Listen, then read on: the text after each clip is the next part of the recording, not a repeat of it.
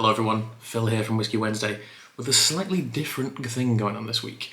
In this rather small and unknown sample bottle is a 29-year-old cognac sample, which looks like that.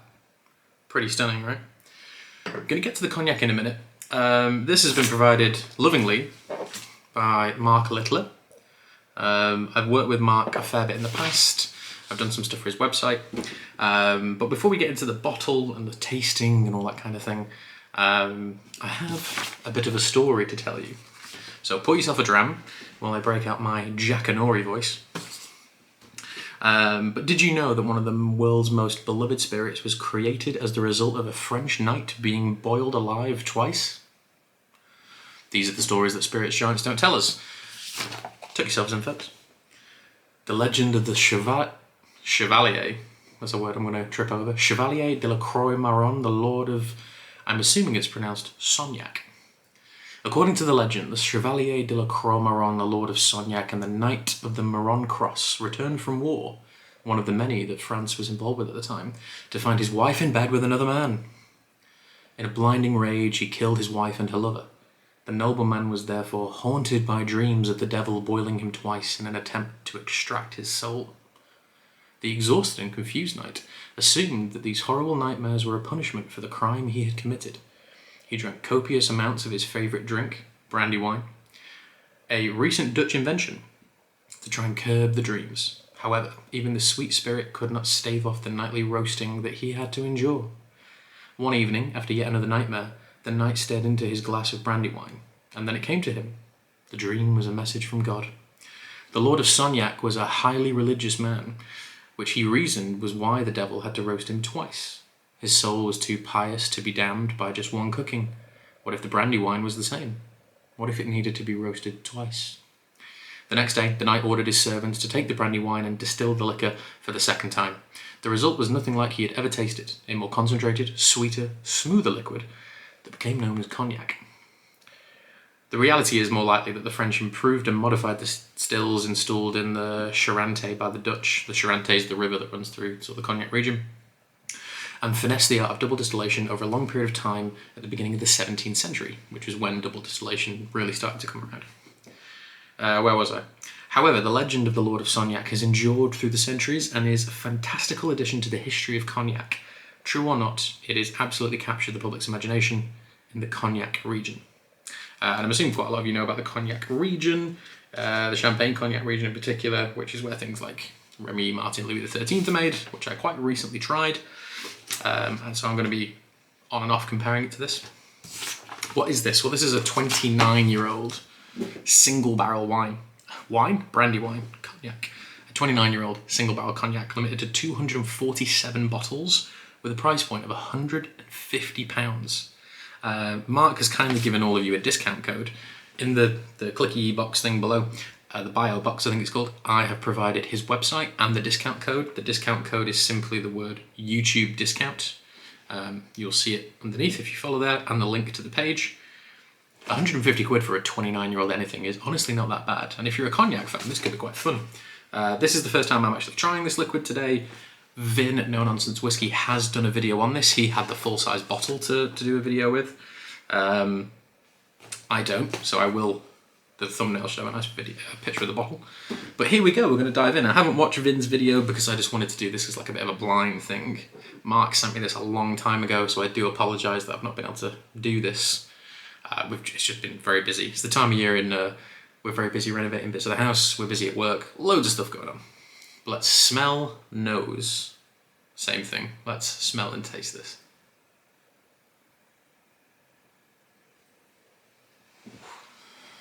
So, comparing it to my most recent cognac experience, which was some staff training on the Louis XIII, which every time you go back to that cognac, it smells different. It can first smell tropical, and then it can smell tobacco-y, and then it can smell earthy, and then it's got loads of vanilla, and then you get kind of orange, oaky notes from it. This is so much heavier. And being a single barrel, we kind of expect it to be. It's going to stand out a little bit more in terms of uniqueness. But two things that really hit me are mint. It's almost like is this even a thing? Like frosted mint, you know, when you have like a mint julep cocktail and some of the mint is like stuck to the side of the julep glass and it started to like crystallize a little bit. You get that beautiful over the top floral, cold, refreshing mint sensation. There's loads of that. There's a really nice tobacco note. It's not smoky as such, but just that scent of tobacco, of like pipe tobacco, rolling tobacco, the smell of a humidor, that kind of thing. Not quite cigar territory, but venturing in. The sweetness is ever so present. Beyond the mint and these nice humidor notes, we have things like toffee and honeycomb. Manuka honey in particular. I know that's kind of a popular tasting note of a lot of people recently, but I've only just experienced Manuka honey properly in the last couple of weeks, and it does smell quite a lot like that. And then naturally with all cognac, I always get orange. It's probably the most used smelling note of mine is orange, but this really has it in abundance. It reminds me very much of when you take the last glug of like an old-fashioned cocktail or a Sazerac cocktail, if you have your orange twist rather than a lemon twist on it.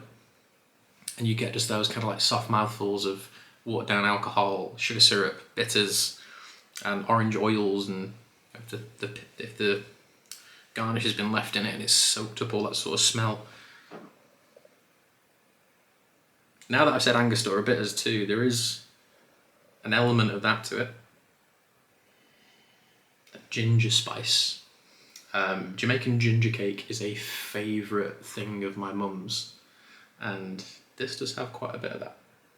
And Angostura bitters for me, not only is it a similar colour to Angostura bitters, but it also has that gingery, gentian, earthy, sometimes metallicness to it, but it's nice in a good way.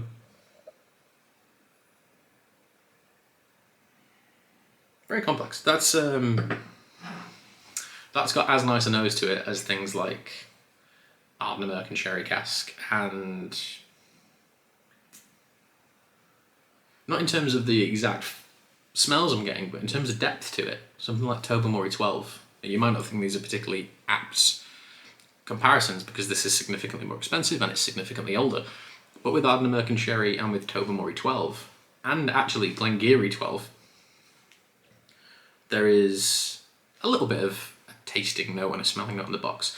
But with those three whiskies this year, every time I've gone to smell them, they've smelled totally different each time, and they've been very interesting each time. The Tobermory 12 particularly stands out because I did not expect that lighter coastal whiskey to have elements of truffle and parmesan and those kind of rancio notes. This doesn't have any of those, but it's as layered and complex, and from the humidor thing and the tobacco thing into mint, into toffee, into bitters, into ginger. 29-year-old spirit, I mean, you know, we're quite spoiled. I mean, I'm quite spoiled at Whisky Wednesday. We've tried some incredible things over the years. Some is sample sent to us, and most of the stuff we buy. But you do have to take a step back sometimes. I think it's 29-year-old liquid, 247 bottles in the world.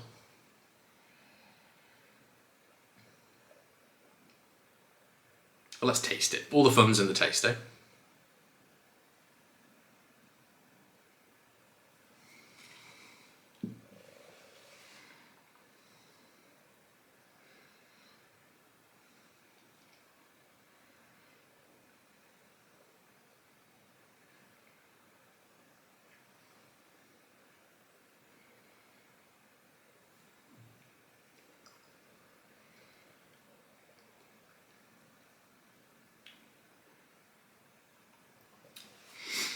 Ooh.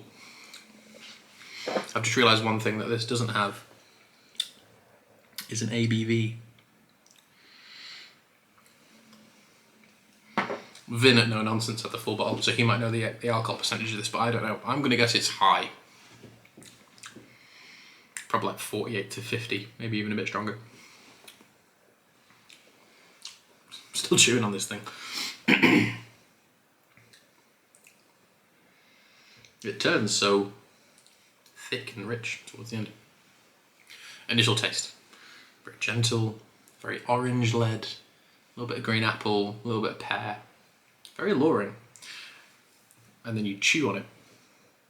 And my God, that ginger note and that Angostura bitters note, almost like this has happened with two things to me recently. Am I reviewing the other one? I am quite soon, yeah. So there's two liquids I've tried this year. One of them will be reviewed soon because it fell off a shelf on that wall and the seal broke. So we've opened it properly now, we're going to review it. And this like funky, as soon as I said that word, you all know what I'm going to say, Jamaican rum note. I don't know if it's following on from the ginger thing and the Angostura thing. We're kind of in that area of the world. But that slightly overripe banana, that almost acetone note, which is coming across as just a dryness, but it's really complementary to the somewhat over-the-top sweetness that you get in the last couple of chews of this product. Let's go again. I won't hold it for as long.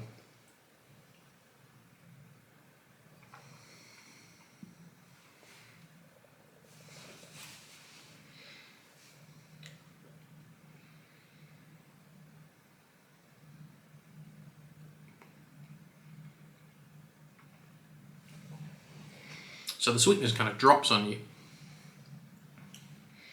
That apple, pear, orange thing, you begin to get, for regular cognac drinkers, you might be able to describe this a bit better than I do. I only dabble. But it's like a drop of, it's like an airdrop of sweetness. You just get this really ripe toffee fudge note, and it kind of sits in the middle of your tongue. It's quite buttery. And it just really emphasises the oiliness of it. And then as you go to swallow the liquid, you get this, again, that dryness, that funky, yeasty, like overripe fruit, slightly nail varnish, removery. And as a bourbon fan, that really works in quite nice for me. As a grain fan, it's really complementary too. You kind of expect that in that field. So that's not too much of a surprise. Almost moving into, it's the whiskey I always reference for this kind of thing, but Balblair 12, and actually the 15, actually no, the 12 and the 18, not so much the 15. The 15's a bit more unusual, it's quite special, the 15 Balblair. But the 12 and the 18 Balblair, the 12 smells super tropical and coconutty, and then you taste it, and the 18 smells really leathery and old books. But when you taste them and when you swallow the liquids, they have this very green, it's not as savoury a herb as something like sage. It's more things like parsley and thyme. Still quite savoury, I suppose, maybe even a little bit of rosemary. But there are some incredible herbaceous Highland single malt notes moving in the back of this. Certainly not something I've experienced too much with cognac in the past, although, as I've said, I am just a dabbler with cognac. I know the nose just smells like fudge. Just, like sugary, creamy fudge.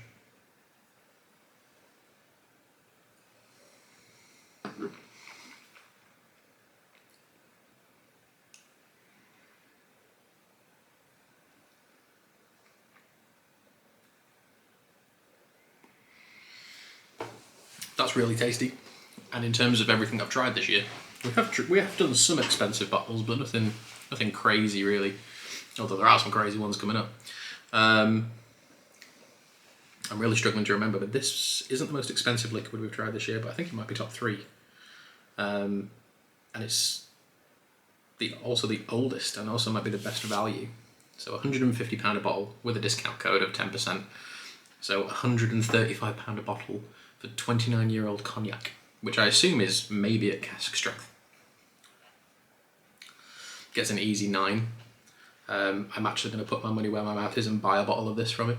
I might use the discount code too, but that is delicious. And the review's over. This is like a little side story, so if you're still around, thank you. I was in Glasgow recently and went into the Good Spirits Co. On Bath Street in Glasgow. Never been in before, heard such good things. Beautiful shop, really nice staff. They stand back and just let you look around. That's my favourite kind of service in a shop, any sort of shop. And they had some incredible Dramore cognac bottlings. One was a 10-year-old Baron de Sognac Bass Armagnac, so not a cognac, but an Armagnac. That was like 50 quid, single barrel. And the other one was a 17-year-old cognac. I can't remember where from, and that was about £74. And I was stood there, like, deliberating. And then I saw they had, I think it was 3 Carnmore independent rum bottlings. One was a Clarendon rum from Jamaica. That was about 60 quid, and I was like, oh, I really want that. And then I was like, I don't really drink enough rum to warrant buying it, but I do want to drink more rum because rum's really fascinating. I ended up leaving with a Ben Romack kiln-dried virgin oak. They're both on the shelf, the kiln dry and the air dry, but I went for the kiln because it sounded a bit more interesting on the bottle. We'll be reviewing that soon. But I will say, if any of you do find yourselves in Glasgow, do pop into the Good Spirit Co. It's not a particularly like premium establishment, like they've not got crazy rare old bottles and stuff, but they've just got like really cool stock, very interesting stock. They had loads of lag in there. They had their own bottling of a 9-year-old cash strength old Pulteney and a 17-year-old grain, I think it was. Really wanted to try them, but they'd literally just opened. I was a bit hungover, didn't fancy drinking whiskey in the morning. But yeah, a little bit of a side story. If you do find yourself in Glasgow, pop into the Good Spirit Co. Wonderful staff, cool little shop. It's down this little set of stairs, just down the street. But yes, overall, I'm going to give this Mark Littler bottle 29-year-old cognac a 9 out of 10.